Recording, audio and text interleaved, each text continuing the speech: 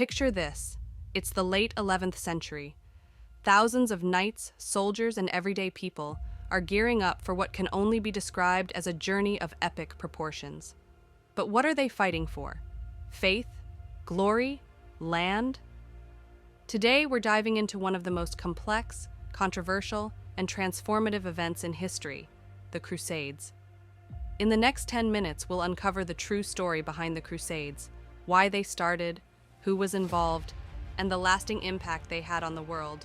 Trust me, this is one tale of medieval warfare, religion, and politics you won't want to miss. All right, let's set the stage. It's the year 1095. The world is very different from what we know today.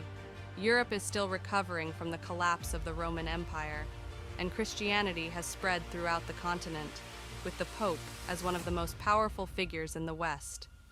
In the East, the mighty Islamic caliphates are rising in strength, and the Byzantine Empire, a Christian empire based in Constantinople, is under constant threat from Muslim forces. In the midst of all this turmoil, Pope Urban II stands before a large crowd in Clermont, France, and delivers a fiery speech. The Pope calls for a crusade, a holy war to reclaim Jerusalem, a city that is sacred to both Christians and Muslims. But there's more to it than just religion. The Byzantine Empire, which is struggling against invading Turkish forces, is also calling for help. The Pope's appeal isn't just about faith, it's a political maneuver to unite Europe against a common enemy. Now, Urban's message is clear. This isn't just a religious duty, it's a chance to earn salvation, wealth, and land. And guess what? This call to arms is powerful. Within months, thousands of peasants, knights, and nobles alike are ready to march across Europe and into the Holy Land. Fast forward to 1096. The First Crusade is underway. Picture it, tens of thousands of people, most of them not professional soldiers, making their way across Europe on a journey that will take months, even years. Their goal? Jerusalem, the holy city, which has been under Muslim control for centuries. But this is no simple pilgrimage. The Crusaders are poorly equipped and ill-prepared for the challenges ahead. They face starvation, disease, and constant battles along the way. And yet, they press on. Along the way, they capture key cities like Antioch before finally reaching Jerusalem in 1099. The siege of Jerusalem is brutal. The city, heavily fortified, resists for weeks. But after a grueling and bloody battle, the Crusaders finally breach the walls and take the city. And when they do, they massacre thousands of its inhabitants, Muslims, Jews, and Christians alike. The Crusaders believe they've won a great victory for God, but the consequences of this violent conquest will ripple throughout history. Jerusalem is now under Christian control. But here's the catch. The Crusaders, though victorious, have made a lot of enemies. The Islamic world is furious, and the seeds of future conflict have been planted. Now you might be thinking, that was the First Crusade, but what about the others?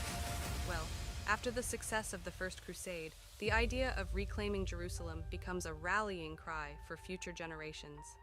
Over the next 200 years, a series of crusades are launched. Some are successful, but many fail spectacularly. By the 12th century, the Muslim forces have regrouped under leaders like Saladin, who's not just a brilliant military strategist, but also a man of great honor. In 1187, Saladin recaptures Jerusalem. The Crusaders lose their grip on the city, and this sparks another crusade to try and take it back. But not all crusades were focused on the Holy Land. Some were launched against heretics within Europe, like the Albigensian Crusade in southern France, where thousands were killed in the name of religious purity.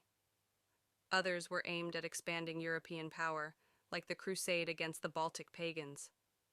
The Crusades weren't just about fighting in the Holy Land. They became a tool of conquest, politics, and religion throughout Europe. So, what's the legacy of the Crusades? Well, the Crusades left an indelible mark on history, and not all of it is pretty. The violence, the destruction, and the division between Christianity and Islam were just the beginning. On one hand, the Crusades brought about a cultural exchange between the Christian and Muslim worlds. Crusaders came back with new knowledge in science, mathematics, medicine, and philosophy, things that would later fuel the Renaissance. And trade routes opened up between Europe and the Middle East, bringing spices, silk, and other luxuries to the West. But on the other hand, the Crusades also deepened religious intolerance.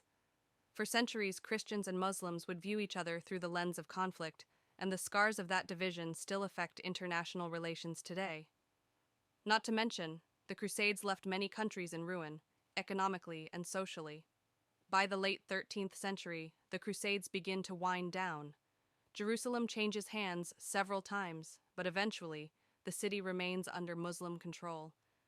The idea of religious wars for the Holy Land becomes less appealing as Europe enters the Renaissance, and the Church loses its grip on political power. By the 16th century, the crusading spirit has all but disappeared. Europe's focus shifts from the East to the Americas, and new conflicts arise. But the legacy of the Crusades, both the positive and negative, remains a cornerstone of history.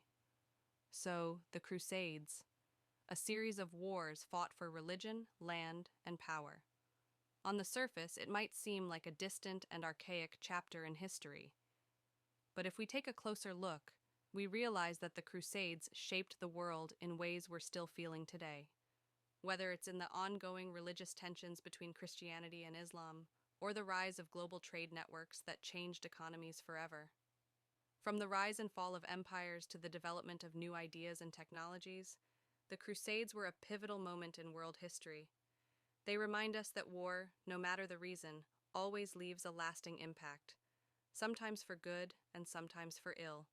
It's a reminder that history is never just about the past. It's always shaping our present and future. Thanks for watching. If you found this video interesting, be sure to like, subscribe, and hit the bell for more history breakdowns. And let us know in the comments, what aspect of the Crusades do you think had the biggest impact on the world today?